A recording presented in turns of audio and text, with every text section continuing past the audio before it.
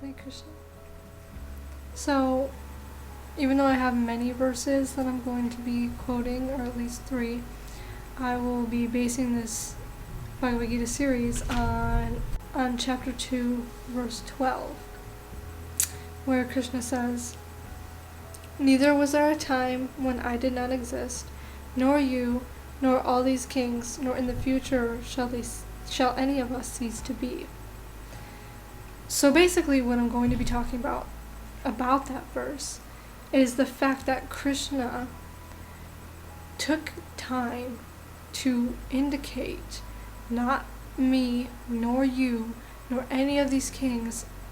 He addressed them as individuals. If he wanted to say, all are the souls are me, then that would be useless to be talking about. You also are eternal. He's saying all of us are eternal. And in the purport, it says, "The Supreme Personality of Godhead is the Supreme Individual Person, and Arjuna, the Lord's eternal associate, and all the kings assembled there are individual eternal persons. It is not that they did not exist as individuals in the past, and it is not that they will not remain eternal persons. Their individuality existed in the past, and their individuality will continue in the future without interruption. Therefore, there is no cause for lamentation for anyone."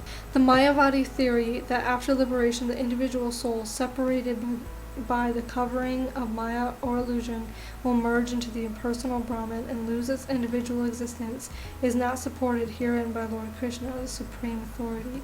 Krishna clearly says herein that in the future also the individuality of the Lord and others, as is confirmed in the Upanishads, will continue eternally.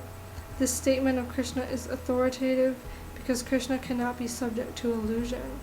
If individuality is not a fact, then Krishna would not have stressed it so much, even for the future. Krishna has maintained spiritual individuality all along. If he is accepted as an ordinary conditioned soul in individual consciousness, then his Bhagavad Gita has no value as authoritative scripture. So herein Krishna is talking about how he is an individual.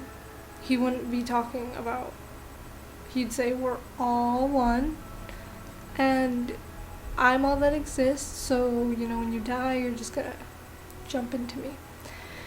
So, here I just really want to be talking about this, even though it's always talked about, and there's a really, really great lecture by Bhakti Vikasa Swami talking about the faults of Mayavadi philosophy, but I do want to bring up some points that he made, as well as continue to quote some verses of the Bhagavad Gita.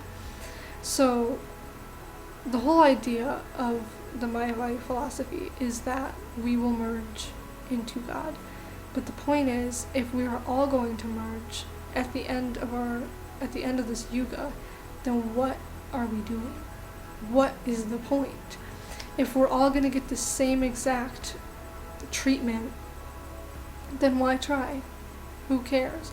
Why bother with spiritual life?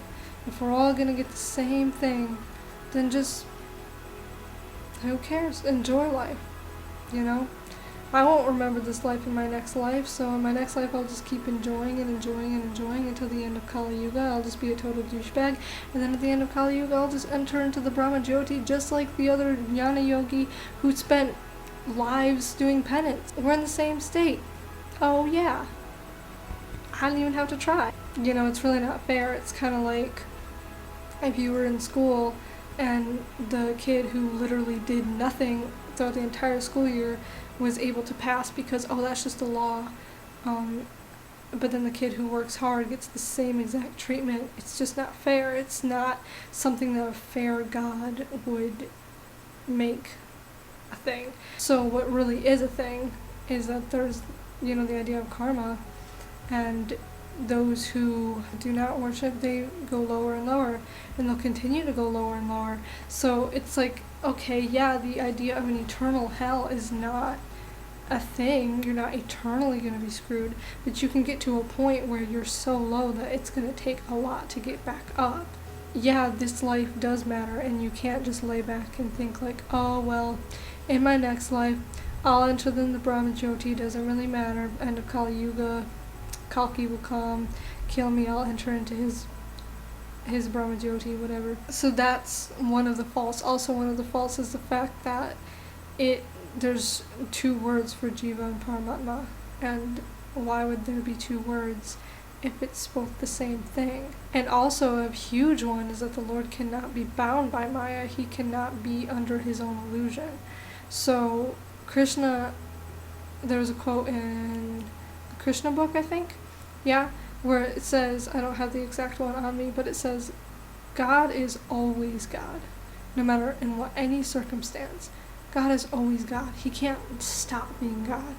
So, like when Krishna incarnates on earth, it is not like us. You know, he may be taking the role of a human being as Rama, taking the role of animals and as Narasimha and Matsya and all that. Like, he can take the role of these things, but he never ceases to be God. We are not God because we are ceasing to be God, because we are not. You know, so there's never a time where he comes to earth and isn't 100% holy.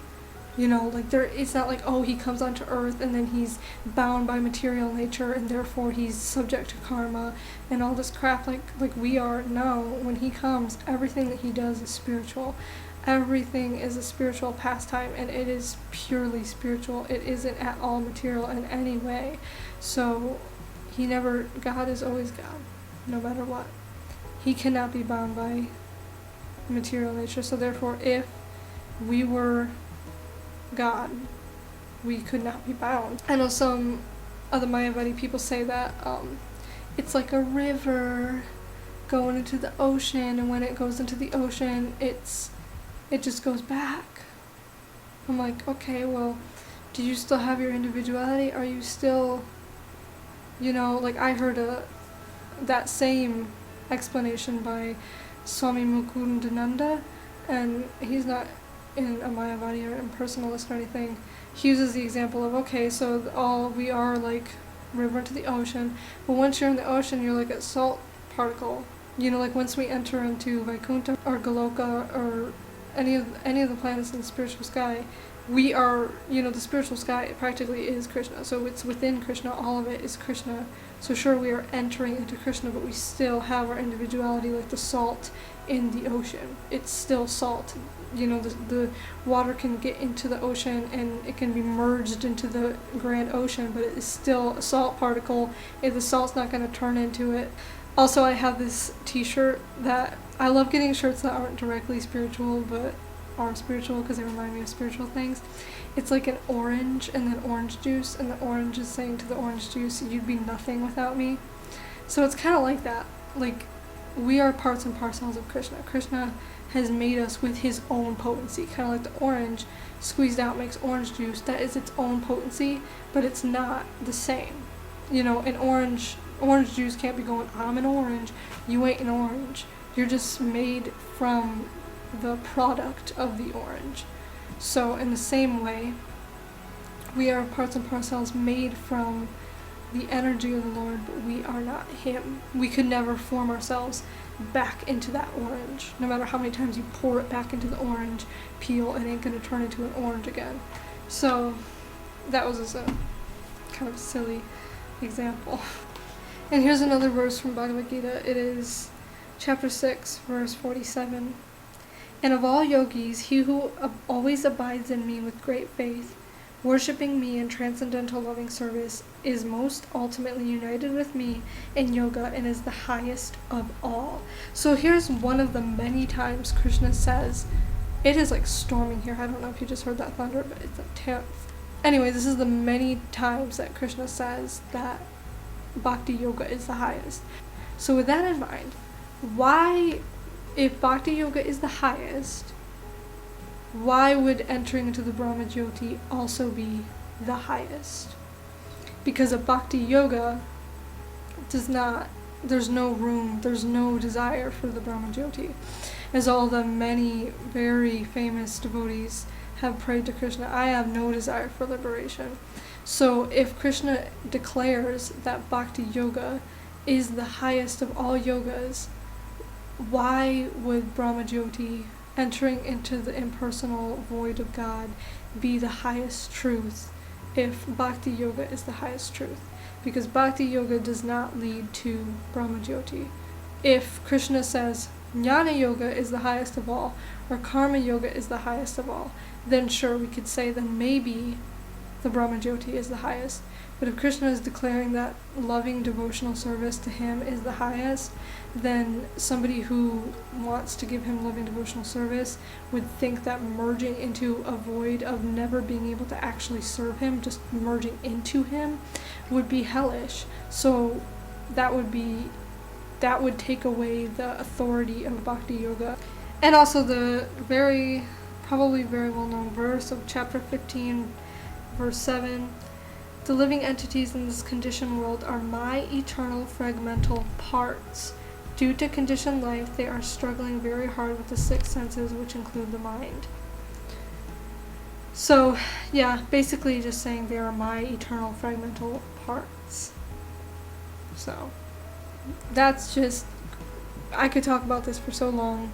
I see so much fault with the impersonal Mayavadi philosophy. It literally makes no sense, and it leaves no humbleness. It leaves no humble Krishna, I want to serve you. It's no Krishna, I want to become you. And that's sick. I mean, that's literally sick. To want to merge into God, to want to become God, that's envious of God. That's wanting to be like him. If you could just like humbly admit, I'm not God, nor will I ever be, and nor do I ever want to be. I don't ever want to be in that state, nor will I be, because it's impossible. Only Krishna is God, and I want to serve him forever, because he is the only one worthy of worship. We are not worthy of worship.